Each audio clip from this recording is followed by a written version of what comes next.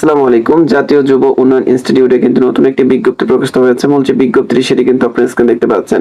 তো এখানে দেখতে পাচ্ছেন গণপ্রজাতন্ত্রী বাংলাদেশ সরকার জাতীয় যুব উন্নয়ন ইনস্টিটিউট, যুব ও ক্রীড়া মন্ত্রণালয়, সাভার, ঢাকা। তো এখানে কিন্তু দেখতে পাচ্ছেন লিংক দেওয়া রয়েছে। মূল যে ওয়েবসাইট লিংক সেটি কিন্তু এখানে দেওয়া রয়েছে এবং এখানে লক্ষ্য করলে কিন্তু আপনারা দেখতে পাচ্ছেন যে বিজ্ঞপ্তিটি প্রকাশিত হয়েছে 20 জুলাই 2025 খ্রিস্টাব্দে। তো এই বিজ্ঞপ্তির যাবতীয় বিষয় নিয়ে কিন্তু কথা বলবো। আপনারা একটু ধৈর্য নিয়ে সম্পূর্ণ ভিডিওটি দেখবেন, তাহলে কিন্তু এই বিজ্ঞপ্তির যাবতীয় বিষয় কিন্তু আপনারা বুঝতে পারবেন। তো এখানে দেখতে পাচ্ছেন ক্রমিক নং, পদের নাম ও বেতন স্কেল বা জাতীয় বেতন স্কেল 2015 অনুযায়ী কিন্তু বেতন দেওয়া হবে। পদের সংখ্যা, শিক্ষাগত যোগ্যতা। এই বিজ্ঞপ্তির প্রথম যে ক্রমিকটি রয়েছে দেখতে পাচ্ছেন সহকারী পরিচালক, এখানে কিন্তু নবমতম গ্রেডে বেতন দেওয়া হবে। বেতন দেখতে পাচ্ছেন সর্বনিম্ন বেতন হবে 22,000 টাকা এবং সর্বোচ্চ 53,060 টাকা পর্যন্ত। এখানে দুইটি পোস্ট রয়েছে। শিক্ষাগত যোগ্যতা, কোন শিক্ষিত বিশ্ববিদ্যালয় হইতে প্রথম শ্রেণী বা সমমানের সিজিপিএ তে স্নাতকোত্তর ডিগ্রি, অথবা খ কোন শিক্ষিত বিশ্ববিদ্যালয় হতে ন্যূনতম দ্বিতীয় শ্রেণী বা সমমানের সিজিপিএ তে যে কোনো বিষয়ে স্নাতকোত্তর ডিগ্রি সহ দ্বিতীয় শ্রেণী বা সমমানের সিজিপিএ তে স্নাতক বা সম্মান বা ডিগ্রি, অথবা গত দেখতে পাচ্ছেন কোন শিক্ষিত বিশ্ববিদ্যালয় হইতে ন্যূনতম দ্বিতীয় শ্রেণী বা সমমানের সিজিপিএ তে 4 বছর মেয়াদী স্নাতক বা ডিগ্রি থাকলে কিন্তু আবেদন করতে পারবেন। অর্থাৎ এখানে একটি বিষয় হচ্ছে যে আপনি যদি কোন শিক্ষিত বিশ্ববিদ্যালয় থেকে স্নাতক বা ডিগ্রি কমপ্লিট করেন বা স্নাতকোত্তর ডিগ্রি থাকে, তাহলে কিন্তু আপনি এখানে আবেদন করতে পারবেন। এটি হচ্ছে মূল কথা। তো এখানে ক্রমিক নং 2 দেখতে পাচ্ছেন ইনস্ট্রাক্টর ফিশারিজ, এখানে কিন্তু 10তম গ্রেডে বেতন দেওয়া হবে এবং এখানে যে বেতনের যে বিষয়টি সেটি কিন্তু দেখতে পাচ্ছেন সর্বনিম্ন 16,000 এবং সর্বোচ্চ 38,640 টাকা। এখানে একটি পোস্ট রয়েছে এবং শিক্ষাগত যোগ্যতা এখানেও কিন্তু দেখতে পাচ্ছেন কোন শিক্ষিত বিশ্ববিদ্যালয় হইতে ন্যূনতম দ্বিতীয় শ্রেণী বা সমমানের সিজিপিএ তে সংশ্লিষ্ট বিষয়ে স্নাতকোত্তর ডিগ্রি। এখানে দেখতে পাচ্ছেন যে দ্বিতীয় শ্রেণীর যদি সম্মান আপনার যদি স্নাতক বা স্নাতকোত্তর ডিগ্রি থাকে, তাহলে কিন্তু আপনি এখানে আবেদন করতে পারবেন। এরপরে ক্রমিক নং 3 কিন্তু আপনি দেখতে পাচ্ছেন ইনস্ট্রাক্টর কমিউনিকেটিভ ইংলিশ ল্যাঙ্গুয়েজ। এখানে দেখেন যে 10তম গ্রেডে কিন্তু বেতন দেওয়া হবে। একটি পোস্ট রয়েছে। শিক্ষাগত যোগ্যতা দেখতে পাচ্ছেন কোন শিক্ষিত বিশ্ববিদ্যালয় হইতে ন্যূনতম দ্বিতীয় শ্রেণী বা সমমানের সিজিপিএ তে ইংরেজি বিষয়ে বা teaching English to speakers of other language বা ইংলিশ ল্যাঙ্গুয়েজ টিচিং, অথবা English language teaching and applied linguistics বিষয়ে স্নাতকোত্তর ডিগ্রি, অথবা খতে দেখতে পাচ্ছেন কোন শিক্ষিত বিশ্ববিদ্যালয় হইতে ন্যূনতম দ্বিতীয় শ্রেণী বা সমমানের সিজিপিএ তে ইংরেজি বিষয়ে বা English for speakers of other languages বিষয়ে 4 বছর মেয়াদী স্নাতক বা ডিগ্রি থাকলে কিন্তু আপনি এখানে আবেদন করতে পারবেন। সেই সাথে গত দেখতে পাচ্ছেন কোন শিক্ষিত প্রতিষ্ঠান হইতে ন্যূনতম দ্বিতীয় শ্রেণী বা সমমানের সিজিপিএ তে 4 বছর মেয়াদী ডিপ্লোমা। গত দেখতে পাচ্ছেন সরকার কর্তৃক স্বীকৃত কোন প্রতিষ্ঠান হইতে বেসিক কম্পিউটার কোর্স সম্পন্ন হলে কিন্তু আপনি এখানে আবেদন করতে পারবেন।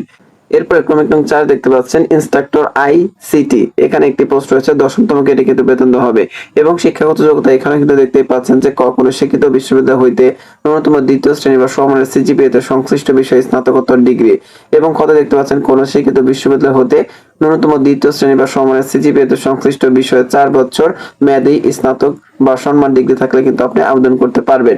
এরপর হচ্ছে ক্রমিক নং 5 দেখতে পাচ্ছেন ইনস্ট্রাক্টর অটোমোবাইল, এখানে একটি পোস্ট রয়েছে। 10তম গ্রেডে কিন্তু বেতন দেওয়া হবে।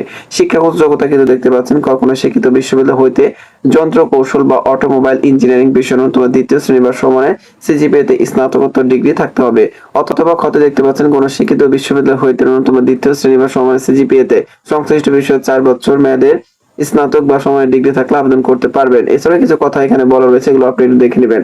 ক্রমিক নং 6 দেখতে পাচ্ছেন উপসহকারী প্রকৌশল, একটি পোস্ট রয়েছে। 10তম গ্রেডে কিন্তু বেতন দেওয়া হবে। এখানে দেখতে পাচ্ছেন শিক্ষাগত যোগ্যতা কোন শিক্ষিত বিশ্ববিদ্যালয় হতে প্রথম শ্রেণী বা সমমানের সিজিপিএ তে পুরো কৌশল বিষয়ে 4 বছর মেয়াদী ডিপ্লোমা ডিগ্রি থাকতে হবে।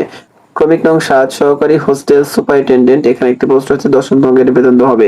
এখানেও দেখতে পাচ্ছেন শিক্ষাগত যোগ্যতা কোন শিক্ষিত প্রতিষ্ঠান হতে প্রথম শ্রেণী বা সমমানের সিজিপিএ তে 4 বছর মেয়াদী স্নাতক সম্মান বা ডিগ্রি থাকলে কিন্তু আপনি আবেদন করতে পারবেন। ক্রমিক নং 8 দেখতে পাচ্ছেন সহকারী লাইব্রেরিয়ান, এখানে একটি পোস্ট রয়েছে। এখানে 14তম গ্রেডে বেতন দেওয়া হবে। শিক্ষাগত যোগ্যতা দেখতে পাচ্ছেন কোন শিক্ষিত বিশ্ববিদ্যালয় হইতে গ্রন্থাগার বিজ্ঞান বিষয়ে ন্যূনতম দ্বিতীয় শ্রেণী বা সমমানের সিজিপিএ তে স্নাতক ডিগ্রি থাকলে কিন্তু আবেদন করতে পারবেন।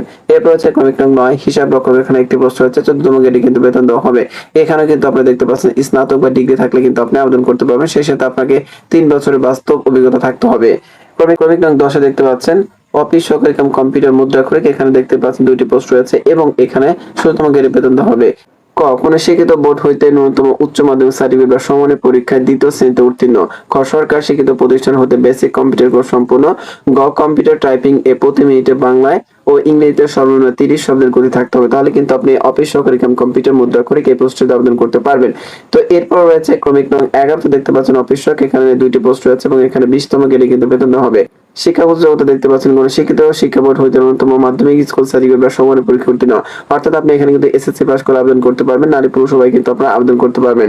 তো মূল বিষয়টি হচ্ছে আপনারা এই বিজ্ঞপ্তিতে SSC HSC honours masters complete করে কিন্তু এখানে আবেদন করতে পারবেন যদি আপনাদের শিক্ষাগত যোগ্যতা থেকে থাকে, এবং এখানে কিন্তু আপনারা বাংলাদেশের 64 জেলা থেকে আবেদন করতে পারবেন। নারী পুরুষ সবাই কিন্তু আপনারা আবেদন করতে পারবেন।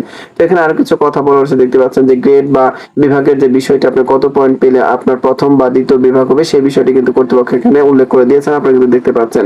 ক্রমিক নং 2 দেখতে পাচ্ছেন বয়সসীমা। বর্ণিত পদের ক্ষেত্রে বয়সসীমা অনূর্ধ্ব 32 বছর। 23/7/2025 তারিখে উল্লেখ্য বয়স প্রমাণের জন্য এফিডেভিট গ্রহণযোগ্য নয়। অর্থাৎ বিষয়টি হচ্ছে আপনার বয়স কিন্তু অনূর্ধ্ব 32 হতে হবে, অর্থাৎ 32-এর কম হলে কিন্তু আপনি আবেদন করতে পারবেন, এবং বয়সের তারিখটা হচ্ছে 23/7/2025 এই তারিখ ধরে। ক্রমিক নং 14 অনলাইনে আবেদনপত্র পূরণ সংক্রান্ত নিয়মাবলী বা শর্তাবলী। ক পরীক্ষায় অংশগ্রহণের ইচ্ছুক প্রার্থীগণ http://niyd.tiltok.com.bdf এর মাধ্যমে কিন্তু আপনাদের আবেদনটি করতে হবে। এরপর হচ্ছে অনলাইনে আবেদনপত্র পূরণ ও পরীক্ষার ফি জমা দেওয়ার শুরুর তারিখ ও সময় 23/7/2025 সকাল 10 ঘটিকা, এবং আবেদনের শেষ তারিখটি কিন্তু আপনারা দেখতে পাচ্ছেন। অনলাইনে আবেদনপত্র জমা দেওয়ার শেষ তারিখ ও সময় 21/8/2025 বিকেল 5 ঘটিকা। এই সময়ের ভিতরে কিন্তু আপনাকে আবেদনটি করে শেষ করতে হবে। তো এই ছিল জাতীয় যুব উন্নয়ন ইনস্টিটিউটের নতুন যে বিজ্ঞপ্তি, সেটি আশা করছি বিজ্ঞপ্তি যাবতীয় বিষয় কিন্তু আপনি বুঝতে পেরেছেন। ভিডিওটি ভালো লাগলে অবশ্যই সবার আগে সকল ধরনের চাকরি নিয়োগ বিজ্ঞপ্তি পেতে আমার আনএমপ্লয়েড বিডি 23 ইউটিউব চ্যানেলটি সাবস্ক্রাইব করে বেল বাটনটি বাজিয়ে রাখবেন। এছাড়াও আমার চ্যানেলে অসংখ্য নিয়োগ বিজ্ঞপ্তি প্রকাশ করা হয়েছে, যেগুলো আপনাদের চলমান, আপনি চাইলে কিন্তু আমার চ্যানেল থেকে ঘুরে আসতে পারেন। ভালো থাকবেন, আসসালামু আলাইকুম।